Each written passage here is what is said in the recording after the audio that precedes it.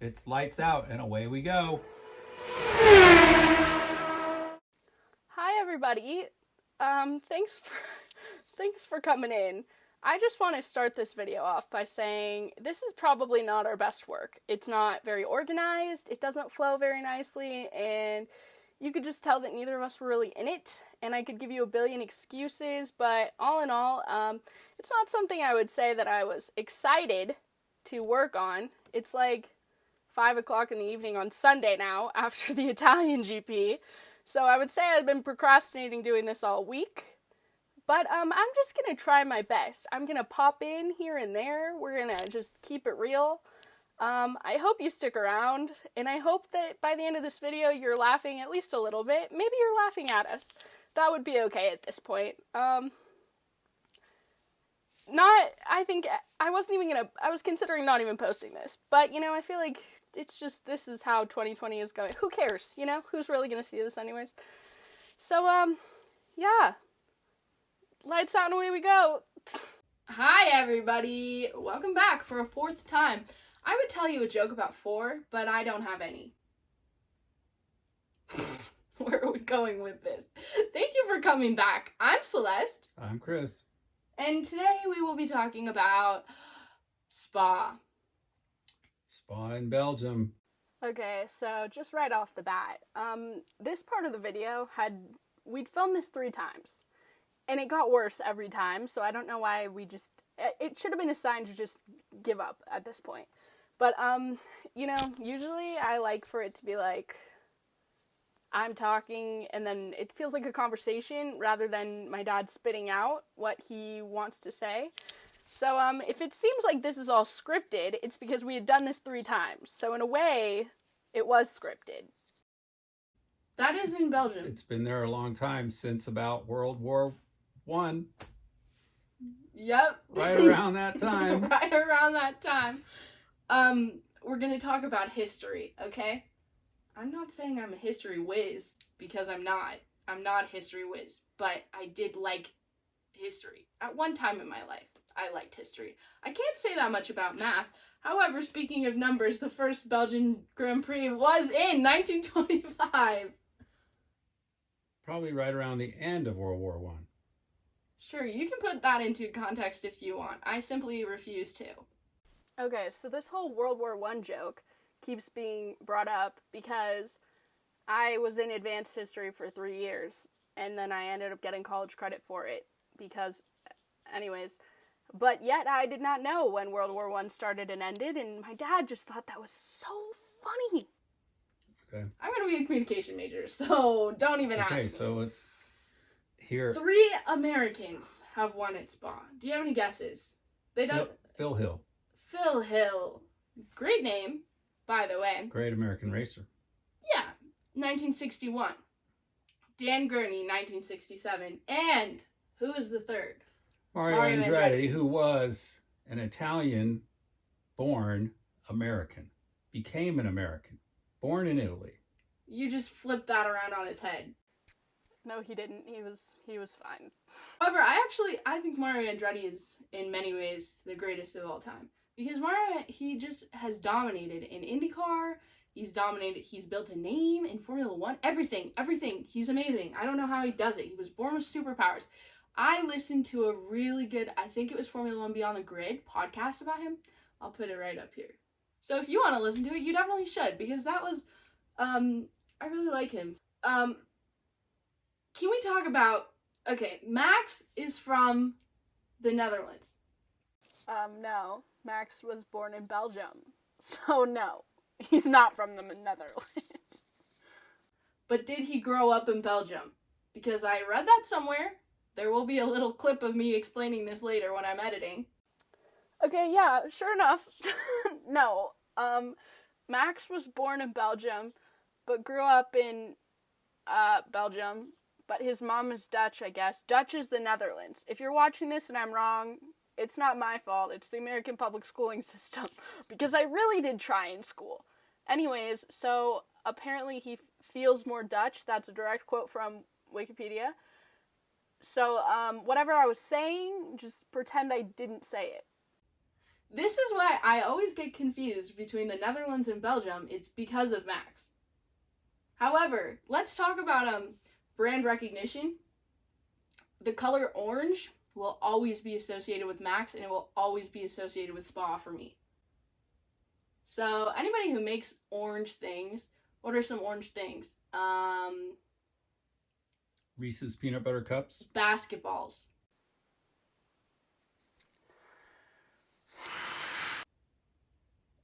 Every time I see that, you can maybe sponsor Max Verstappen, because that's just where my brain goes. That's my plea to anybody in marketing. Oh, just think if you had Reese's peanut butter cups on the side of each wing. I'm actually allergic to peanuts, so... So it's when I admitted I have a peanut allergy, and by the way, it's very minor. I do not go into anaphylactic shock. I just get a rash.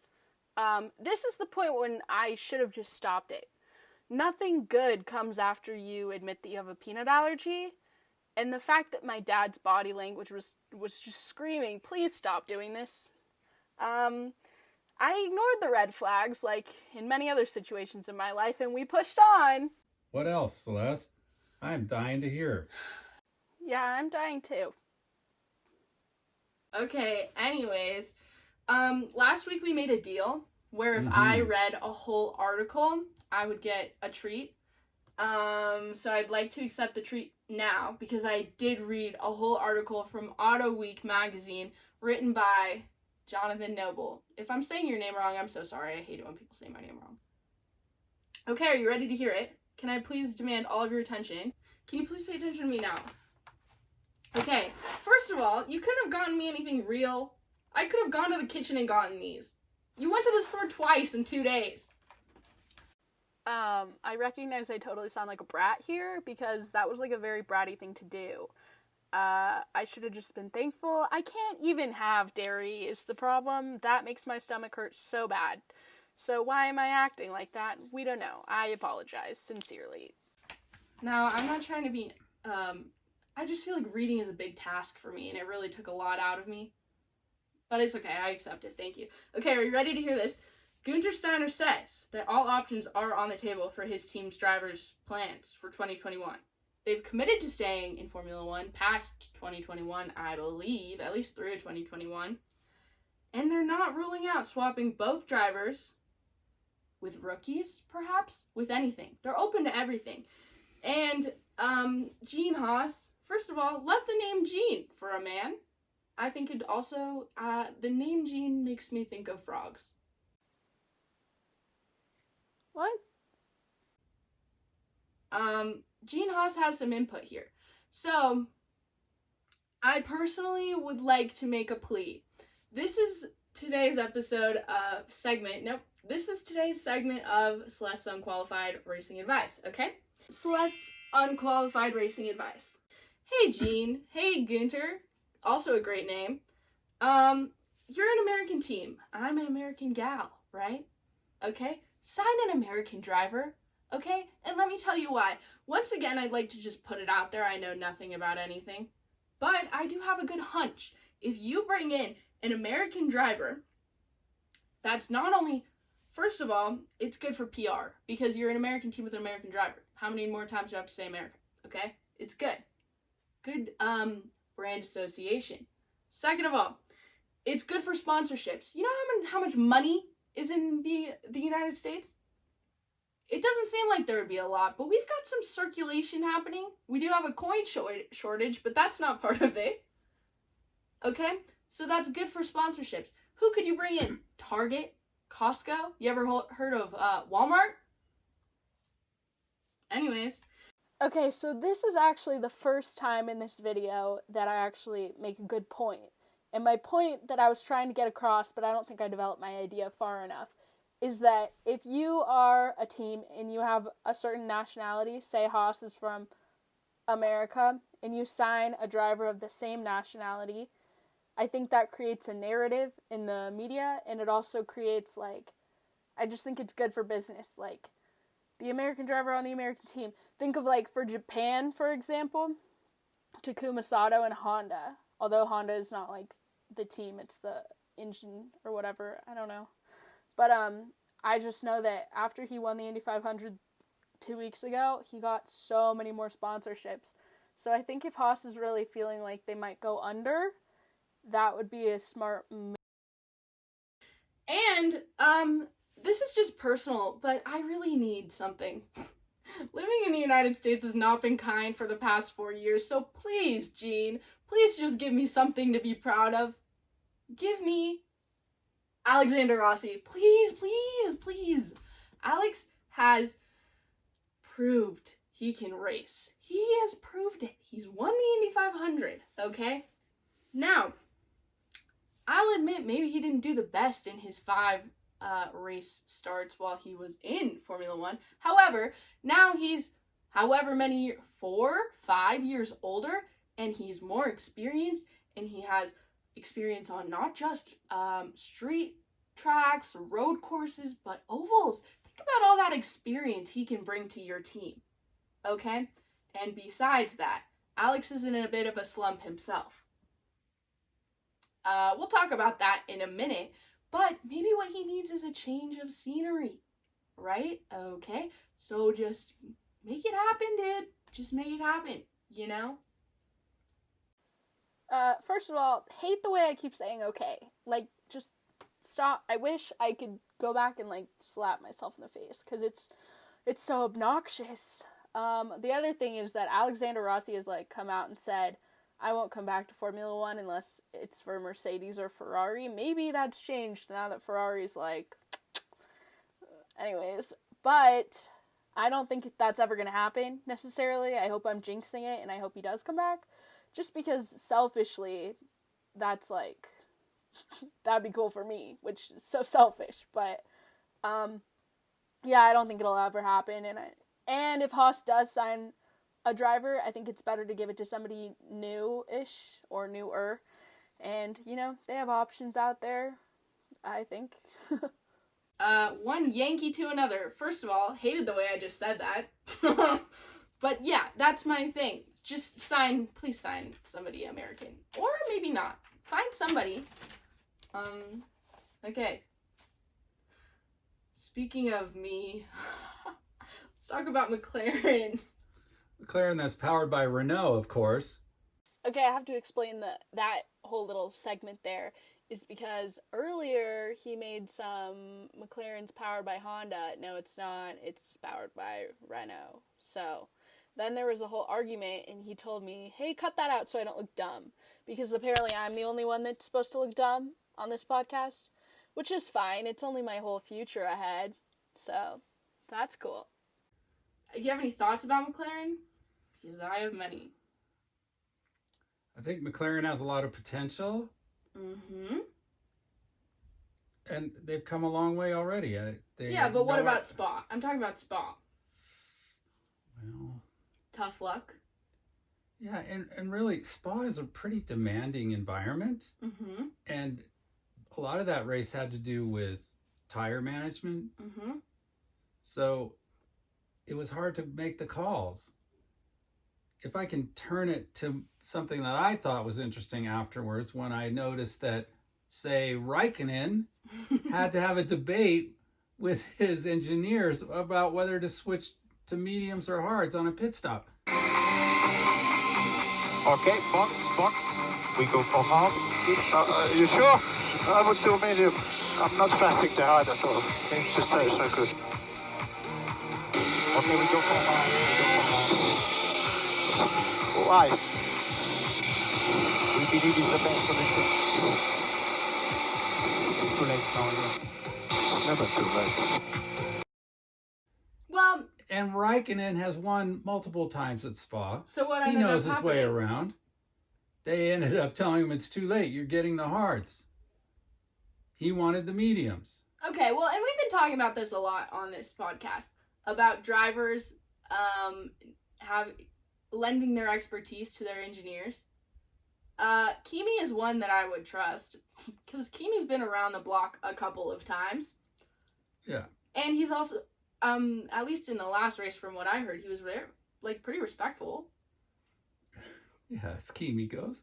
But my point bringing that up is that Spa, there was a lot of strategy, and layered into that was guys like Gasly driving his heart out.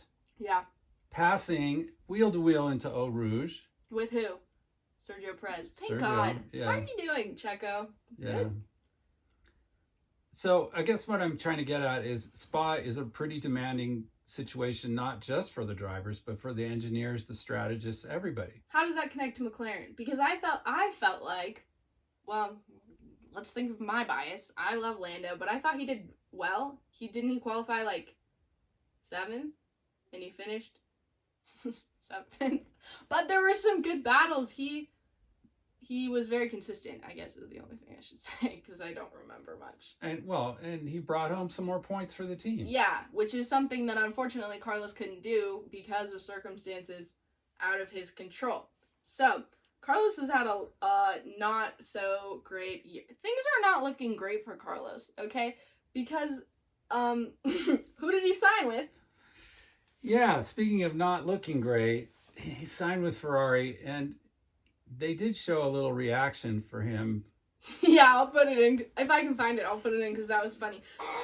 Carlos Sainz shaking his head for 2 reasons, I think. A, he's looking at the performance of the car he's going to be sitting in next year. But, okay, so we were talking about Alexander Rossi earlier. He also has not been having a good season. I'm just so sorry. It is so hard to be an Alexander Rossi fan because your heart just breaks for him. He still has a good attitude, but come on. But Carlos and Alex both have bad seasons. I did a little comparison. Guess who did their research? All through Wikipedia. Okay, Carlos. Out of 7 races total, he's finished 6 of them, which is good. He had 1 DNF. Wait. It's technically a do not start since his car didn't make it to the grid. DNS. Yeah. He finished in the points 4 times, which is not great out of 7, but what can you do? And his best finish was 5th, which is, I guess that's okay. I think that's pretty average for McLaren.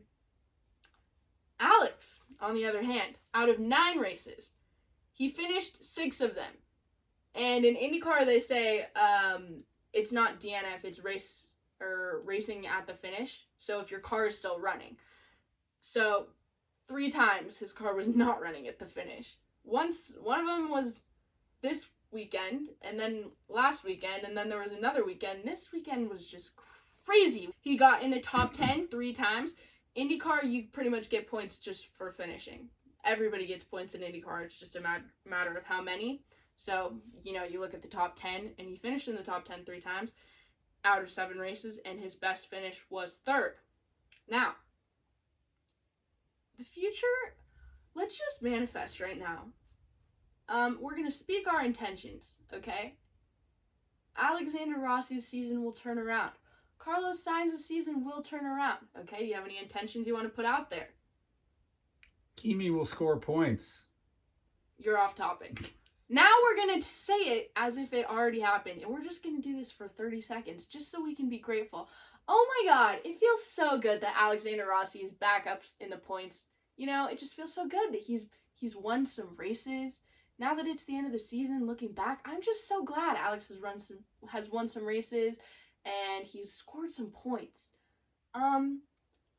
Same thing with Carlos. Now that we're at the end of the Formula 1 season, it just feels so good that he's become so successful after not a good start. And a good way for him to finish off the season before he has to go to that underpowered team. Yes. So there we go. Now there's official proof that if either of those things happen, and they will, we pretty much made it happen, so they can just sign us a check. Send it to 1-800 Celeste. Celeste needs money. I just want to finish college. Okay, something I have appreciated about McLaren is their onboards. Every race McLaren has an onboard. Not just in Formula 1, but also in IndyCar, which is just so fun. But something different about this race, and maybe I'm just not paying attention, but this is the first time I've ever seen a safety car on board. And you know why that was fun for me? It's like when you go to the aquarium and you stand there and you stare at all those fishy in there. It's like watching inside an aquarium. What are those safety car drivers doing? I feel like I could do that job. No, you couldn't. No, you couldn't. But I don't really know who gets that job, so we're at technical talk. The question of the week is, who drives the safety car in Formula One? Well, what's amazing to me when I looked up who drives the safety car, it's the same professional that's been driving it for years. Every race he drives the safety car? Unless he's sick or in the hospital. Wait! So there's no way I can have this job unless this guy dies. Don't speak that into the universe ever. Why? Why? Well, he does admit that one of these days he will retire. How old is he? I don't know exactly how old he is, but he's been doing it for quite some time. Well, who is it? I'm on the edge of my seat. His name is Bernd Maylander. And there's a very interesting article that I read briefly on autosport.com. We're just auto everything. And the thing that I loved about it was he explains what his whole weekend's like. Okay, And so how tell me. He also has to drive the safety car for Formula 2, Formula 3, any other thing that's going on. He's there for the whole weekend. He's got job security. He has to dial in his awareness of the track conditions because from Thursday to Sunday, things can change. Mm-hmm. The weather can change. So he has to be on top of it all the time. Vigilant. Yes. He also has that partner in the passenger seat because he admits two heads are better than one. Always. Two sets of eyes are better. So that the passenger, just like if you're driving down the road, sometimes the passenger goes, hey, did you see that? That's what the passenger's all about in the safety car. Right. So he has a lot of responsibilities. He also, what I found out is that he has been doing it for 21 years. He also, if he is out, they take the driver of the first aid car and put them into the safety car because they know the driver of the first aid car is right up with them as far as experience on the tracks. But then who replaces the first aid car? Then they take a reserve F1 driver to drive the first aid car. So you're saying Stoffel Van Dorn might be driving around? Maybe. But let's hope that these guys are all fine because they know their jobs and they do them well. You know that the safety car follows the grid. When they say lights out and away we go, safety car follows for the entire first lap because of the chance of an accident when all those cars are near each other. As seen in IndyCar. So, pretty vital job that he has. And he also gets along with the other drivers. Like, he isn't just some guy that goes back and sits in some trailer. He interacts with the drivers and probably gets a little bit of, last weekend you could have gone a little faster or something. Who knows? No. I mean, they tell Bernd to drive the safety car faster or something. Who knows what they talk about. But did he used to race? How did he get that job? So Bernd started like many racing drivers as a karting, Formula 4s, but he ended up in the German touring cars, DTMs, driving for Mercedes. Let me guess. Yes. And if you think about this interesting little thing, he has led more laps than any other driver in Formula 1. Just driving a safety car, but he was leading.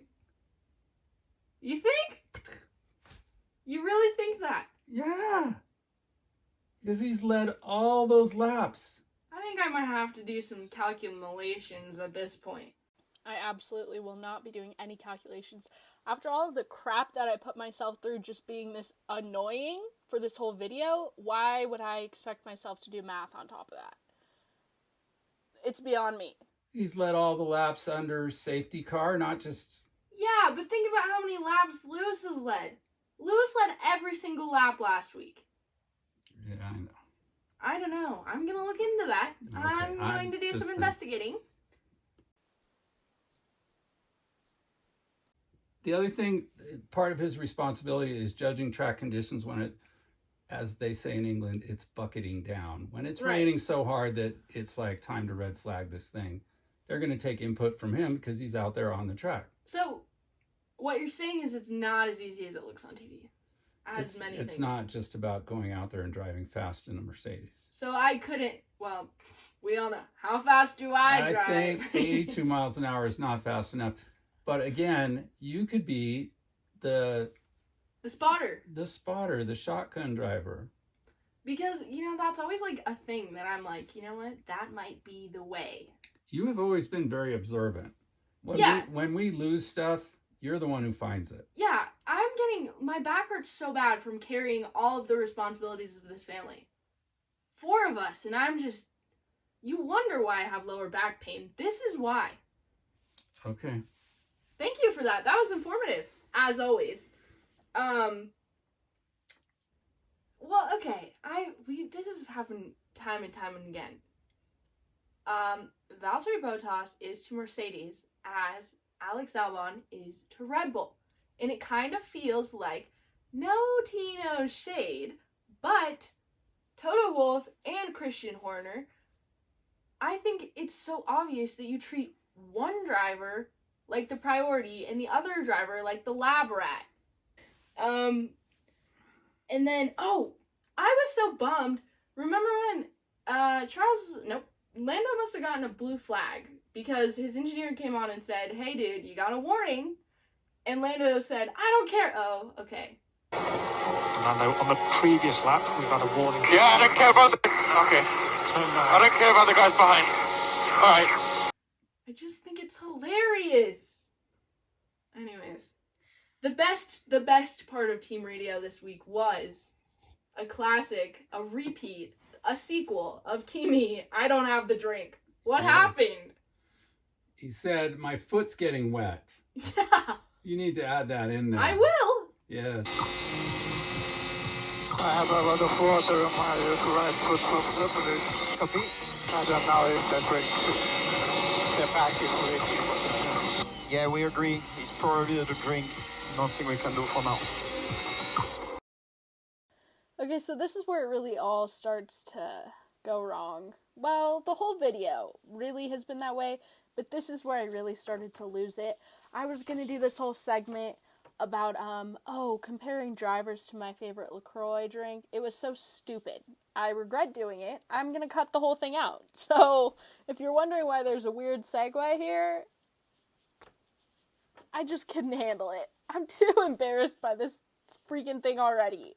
Now let's go into life lessons by Lewis, life lessons for Lewis, life lessons by Lewis. Life lessons that Lewis needs to learn. Hey Lewis, welcome back. Thanks for joining us again. Today, your life lesson is this. Dude, read the freaking room. I don't want to hear you complain about how it was a boring race, because frankly, you're the one that makes it boring. All you do is win, okay? And I'm just tired of it. Do something exciting.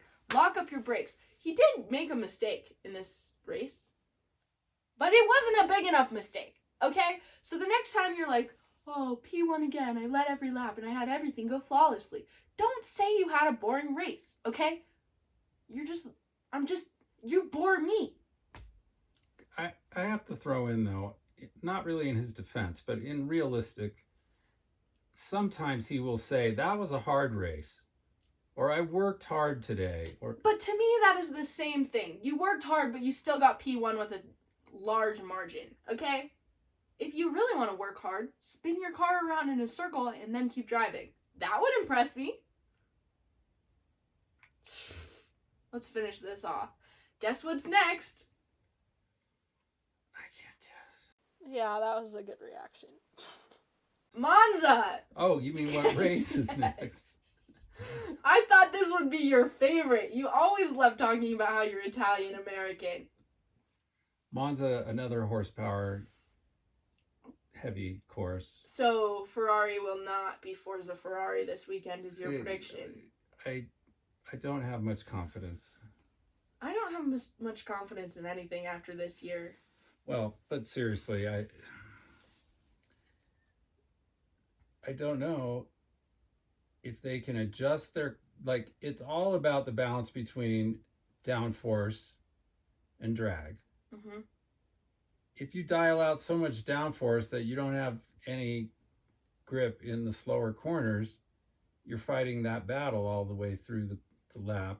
You don't qualify well there either. And if you don't qualify well at Monza, things do not go well usually. Because it's hard to overtake? And it's such a high-speed track too. Like if you're back in the pack aerodynamically, you're fighting that too.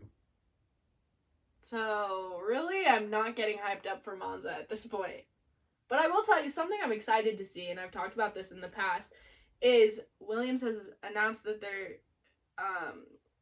FP1, they're going to run another rookie off of their development team. I always love seeing that. I'm not going to watch it live because I have a life and a job. I don't have a job, but I do have a school that I attend full time. So I will not be watching it live. I'm going to take this whole part out because this is so stupid. But, like I said, they're testing a rookie. And I just think it's good for the sport. And in that way, say what you will about Williams, but I think Williams is the team of the future. And I wouldn't mind working for them because they also have the best social media on the whole grid. I said what I said and I'll stand by it. But I really don't want to because I'm tired and I don't like standing. Well, I would really like to see Daniel Ricciardo at least on the podium there. You think? Well, what are the odds? I think that he showed well at Spa, fastest lap. Yeah.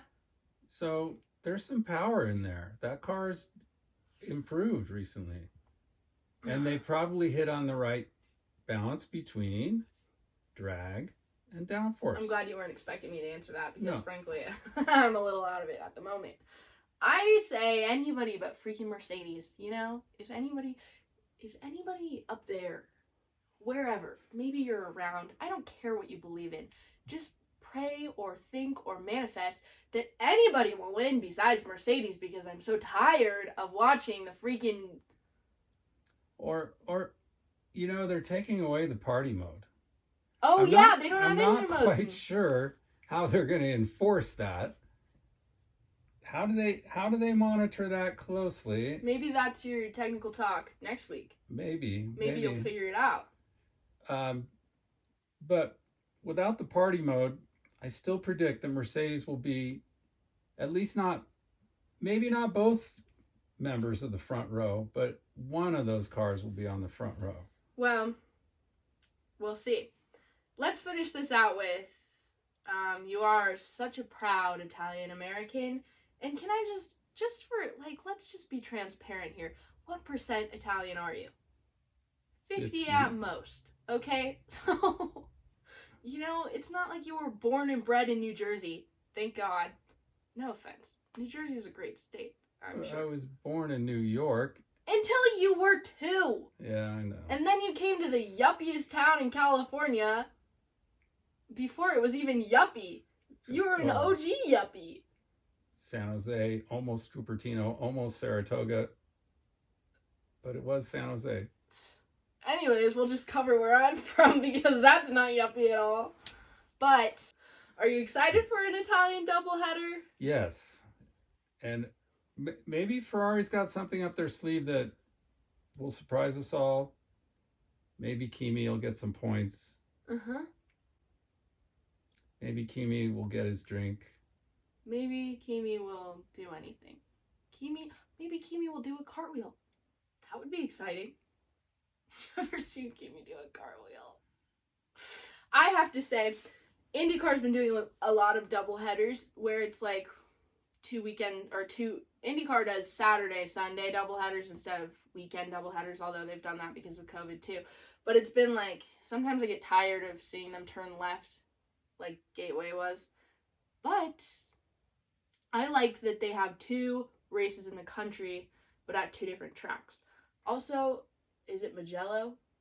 Mugello. Say that louder since you want to be Italian so bad. Mugello. Okay. Thanks for joining us. I'm sorry this has been a ride, but hopefully it's been entertaining. Hopefully what you've done is watched it, with empathy. Yep. You've watched it with empathy, and you've said, wow, these guys, they're just normal people, because truly... We're unqualified. Yep, and thank you for joining us, and see you next week. Okay, bye. You made it. So did I, because for a while there, I really just wanted to give up and forget that I even did this, because it was not easy to watch this over again. But I hope you got something out of it. It's been kind of a hard time to live in the state that we're from. It's hard to live in California right now because it's wildfire season and it's like half the state is burning, and we also live in a forest and there's a heat wave. So I think that like the threat of a fire has been a little stressful.